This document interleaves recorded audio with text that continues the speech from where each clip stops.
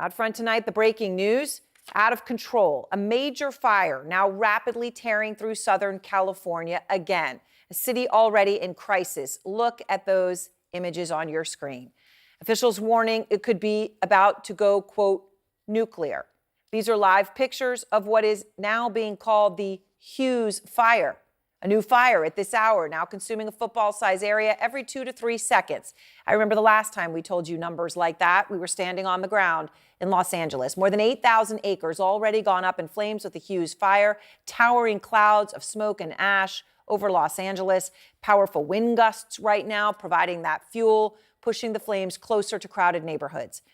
To give you a sense of how dangerous we understand this situation is right now, you see those flames. Look at that.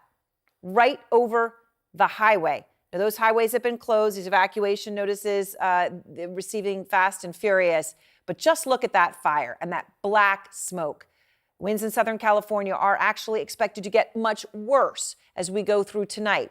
According to the National Weather Service, hurricane-strength gusts are possible, which is why so far already 20,000 additional people now under mandatory evacuation orders as firefighters are desperately trying to curb those flames. You see those now painfully familiar red fire retardant lines on the hillside. Resources are extremely stretched tonight. It's now been almost a month of straight fires in California, still working to control those Eaton and Palisades fires, which started more than 2 weeks ago, have already burned thousands of acres. Veronica Miracle and Natasha Chen are both standing by. Let's start with you, Veronica, where you're standing. You can see that smoke behind you, that toxic air, the fire quickly endangering homes just where you're standing. So what exactly are you seeing? Well, Aaron, when we arrived here a little over an hour ago, we were to the north of us, and the flames were just licking this hillside that was in the park, a park area, the Castaic Park, just next to the lake. And we have been following it and tracking it, and it's been moving quickly this way. We've had such a hard time keeping up with the flames just because the winds have been so strong. It's a little windy now, but the gusts have been very strong over the last hour or so. And the firefighters, they just descended here because there are so many still who have been, assisting with the Eaton fires and the Palisades fires. So there were so many that came through, and all of the flames, like you can see here, actually came up very close to this RV park. Firefighters came to these residential areas, and actually, if you want to turn, Mike, just up there, you can see the helicopters flying up above. So a lot of activity over here. The helicopters, we've seen the big air tankers, and then of course those firefighters making sure that residential areas like this RV park, as well as apartments that are just on the other side of us, are okay. We have seen hotspots come flaring up all over the hillside there, and including just right behind us. And firefighters are working very quickly because these winds are just so strong, and they have been kicking up some of the embers very quickly, pushing this fire very quickly, Aaron. Veronica, some of these embers, when we hear about with the Palisades fires, as big as your palm, giant balls, firefighters talking about flying through the air. You're talking about winds now, just like as those fires were spreading so explosively. The images, Veronica, that you have, that we're looking at of those ridges, we see the smoke, but also when we look at the fire up and down the ridge, it looks like some sort of an inferno, like a volcano, honestly, in some of those images. This one that we're showing now. What are they telling you about the speed with which this fire is spreading? Yeah, it's moving very quickly because of these winds. And an interesting point, actually, when we were coming in, Aaron, we weren't actually able to access and get close up to the flames at the initial start point because we were told by CHP officer that it was the source of an arson investigation. It was a crime scene. So that is still under investigation, but the flames have been moving very quickly, and we have been watching firefighters move very quickly all throughout this area, trying to make sure that it doesn't get to homes.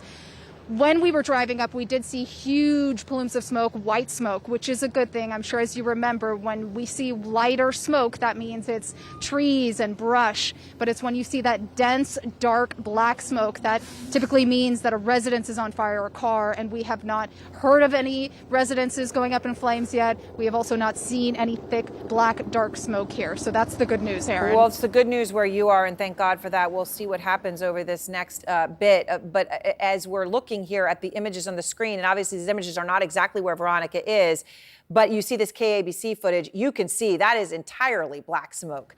It is completely black. And when we look at the ridges where I was talking about that volcanic ring of fire looking image, that also is covered in black smoke. So, unclear exactly what's burning there and what will happen as it spreads. When the KBC chopper takes a step back here, you can get a bigger picture, bigger perspective. Some of that white smoke that Veronica's talking about also visible, but now areas of that dense black smoke. So we don't know exactly what structures are burning and where they are. But let's go to Natasha Chen, because Natasha, Veronica mentioning that they were looking at an initial site there already for possible arson. And the officials are saying that these fires could go nuclear. But, you're in a moment where this has been nonstop weeks covering fires being fought, firefighters on nonstop duty.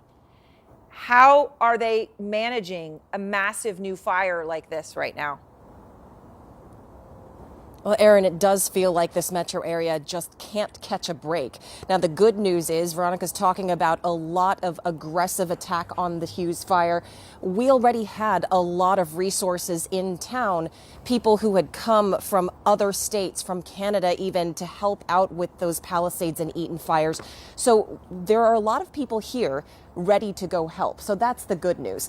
Now, as far as the rest of the community, I think you would see that a lot of people throughout the metro area are now extremely sensitive to evacuation orders, evacuation warnings. A lot of people who are not near the fires that happened a week or two ago do have bags packed at home. It does feel like any part of LA could catch fire at this point, given the high winds and the dry conditions. And so it looks like today the Castaic area is next. And from where we're standing in the northeast part of the metro is where I am.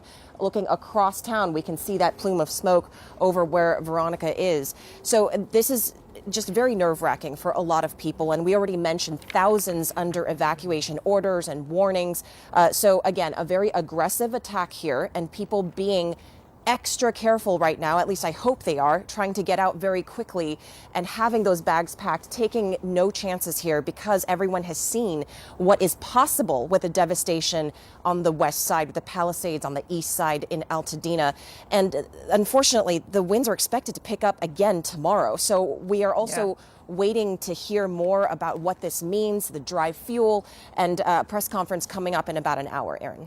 All right, well, we're going to be watching for that. Natasha, thank you very much. And everyone, as we're looking at these images, and we're going to be following this through the hour because it is just touch and go, evacuation orders coming in. As Natasha was just speaking a second ago, I'm seeing the alert here for Bitter Canyon, Paradise Ranch, Romero, all of these areas now under evacuation order level 3, go.